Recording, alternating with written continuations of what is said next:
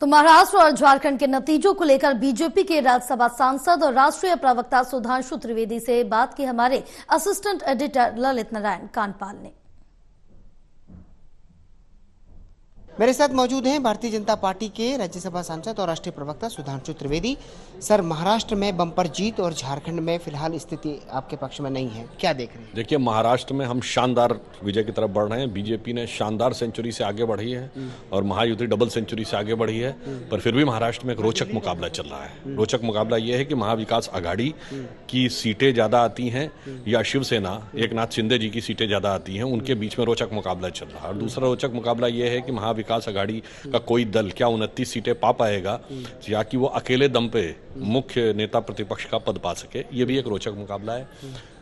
झारखंड के अभी रुझान हमारी अपेक्षाओं के अनुरूप नहीं है, यद्यपि झारखंड में लेट गणना शुरू हुई थी, परंतु फिर भी मैं इतना जरूर कहना चाहूंगा, यदि झारखंड के यही रुझान नतीजों में तब्दील होते हैं तो ईवीएम सही काम कर रही है कि नहीं, ये विपक्ष को बताना चाहिए। बटेंगे तो कटेंगे, एक है तो सेफ है, क्या अब ये नारा पूरे देश भर में गूंजेगा? मुझे लगता है कि हम तो शपथ ही ये लेते हैं, जब हम लोग सांसद बनते हैं, क्या देश की एकता और अखंडता को अक्षुण्ण रखूंगा। तो एक रहने में किसी को समस्या नजर आ रही हो, जब एक है तभी अखंड है, जब बटे थे तभी खंड खंड हुए थे।